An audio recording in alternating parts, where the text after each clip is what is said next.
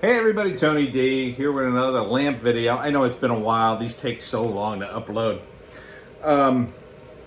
Not sure what I'm going to call this, but I wanted to talk about how people kind of consume their entertainment a little bit because first off, I lost some subscribers on Wednesday because of my Star Wars Vision trailer review, and it just got me thinking, like, there's so many YouTubers that, number one, complain that the YouTube algorithm are kicking people off, but sometimes they just disagree with you. And certainly a lot of people disagree about Star Wars. And the thing is this: when people see something for the first time, so when they're a kid, it's usually when they're a kid because that's when you see stuff for the first time. If you've never seen a sci-fi epic like Star Wars, it's, even if you see The Last Jedi, you might watch it and go, wow, this is really good. They're aliens. I've never seen aliens in a movie before, and they have these crazy lightsabers. Wow, that's so cool. That's why they say that, because for them, the bar is zero, right? If you've never had cookies in your life and somebody gives you like a cheap knockoff Oreo, like, I don't know, I never liked Hydrox or something even cheaper than that, and you eat it and you go, wow, these are cookies, huh? These are really good. And when you get them as a kid, that moment when you have that sort of revelation, wow, cookies, or wow, Star Wars, it's a big deal. And it's something you will remember for the rest of your life. Your first cookie, or your first Star Wars movie, or your first whatever. You kind of remember it, and you kind of grow nostalgic for it. That's why, on the one hand, people love Star Wars. It's not even that the original movies were all that good. They were pretty good. I enjoyed them. I also was a kid when they came out. I was 11 when the first Star Wars came out. But back then it was a phenomenon. 2 weeks before Star Wars came out, if you said to somebody, hey, I'm watching this great movie, it's got aliens in it and spaceships, and it takes place in space and there's a war, they would have went, okay, whatever, nerd, because that wasn't the zeitgeist at the time.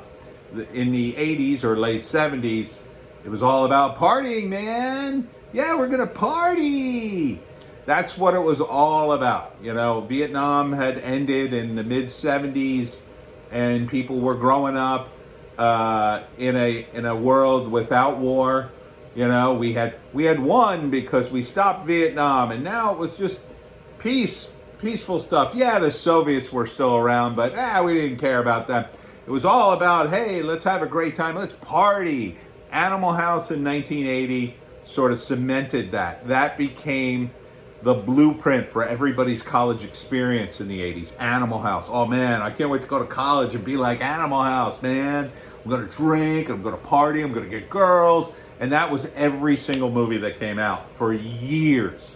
For years, every coming of age movie was about a group of characters that were gonna get girls, they were gonna get drunk, they were gonna party.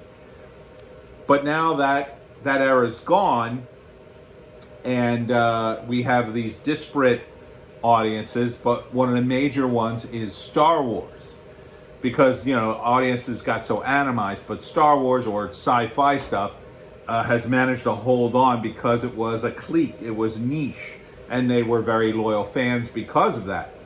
But then came the prequels of Star Wars, which I still contend, I know it's an unpopular opinion, but the prequels were terrible. George Lucas ruined Star Wars before anybody else tried to. And but those movies weren't the worst movies ever made. I mean, I can acknowledge at least Lucas was in charge of them, and there were some tidbits of genius in him.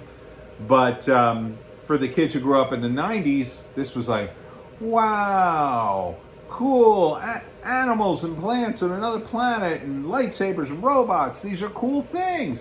To someone who had never seen the original Star Wars or had never seen a science fiction movie at all. So when you grow up in that, hey, and you can even say, well, you could, if you grew up with a guy like me and I said, oh no, you got to watch the original. Screw that prequel crap. We're gonna watch this original Star Wars on DVD and be a purist. The experience you get isn't just about going to the theater. It was also the experience you got talking about it with your friends, family, coworkers, schoolmates, right? So as a kid, what do? You go to the movies, and then the weekend's over and you go home, go back to school on Monday, and you're in the lunchroom with your friends and they go, what did you do this weekend? Oh, I saw Star Wars. And that was the same in 77 as it was in 98, as it was in, I don't know when The Last Jedi came out, right? That was the same experience. Different technology, different times, but the same basic experience. In 77, literally it was night and day. The day before Star Wars, you were a geek if you were in the science fiction crowd. The day after Star Wars came out, it became the most popular thing ever. Everybody had to see Star Wars. Everybody. It was in the theaters like a year and a half, almost 2 years. Everybody had to see Star Wars. Everybody. And if you didn't see Star Wars, you were suddenly the weird one. Nobody wants to be weird when you're in high school, right? In 98, it was a similar experience. It wasn't quite the same.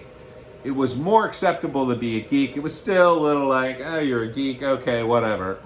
And still, even in 77 and in 98, the tone was still, well, I'm not really into science fiction, but I like Star Wars. Because Star Wars was sort of the mainstream science fiction. The science fiction that was okay to like. You had permission to like it because so many other people liked it too. Now we fast forward to the current movies, or the ones that just passed. I mean, there's going to be more. The reason they were acceptable because they were suddenly the mainstream. And they were the mainstream because 20 years prior, you had the prequels, and kids grew up on that. I told you I met a neighbor out walking the dog, Joan, who's sitting. Don't start barking, Joan, please. Don't ruin this. And she had named her dogs Trooper and I think Ray after the current Star Wars. She loves Star Wars. And back in the day, you couldn't even get girls to talk to you if you liked Star Wars. This woman loved Star Wars. Her whole family, damn it, John. Her whole family loved Star Wars. Her husband and her were taking the kids to Disney to see Star Wars Land, and it was a whole Star Wars time. They all went to see the movies, and they watch them on TV together, and it becomes a family event. So that translated into the modern day that it's mainstream. It's what you do with your family. Like, I don't know, my dad once famously took us to the bird sanctuary one time, which we never let him forget, and we always make fun of him for it.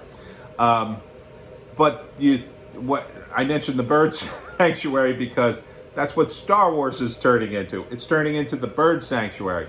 Oh, remember when you were a kid and we took you to see Star Wars, and then we went to Disney World and saw Star Wars Land?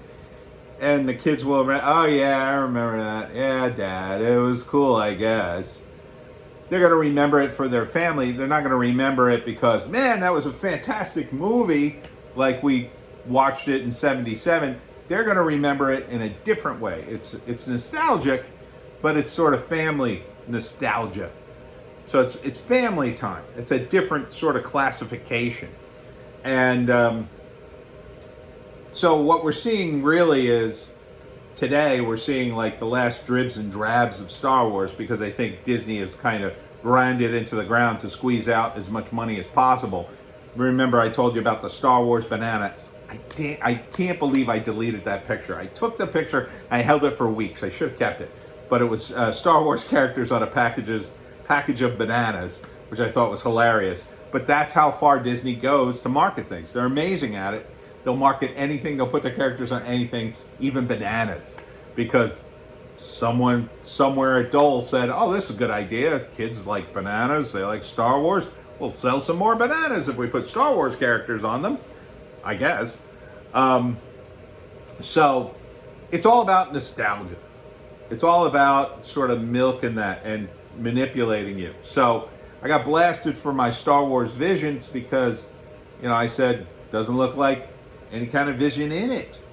And I can say that because I'm older. I can look back on things a little differently. I'm not blinded by my biases as much. Now you might say I'm blinded because I'm an old Star Wars fan, but not really, because I just saw the He-Man reboot and that looks decent.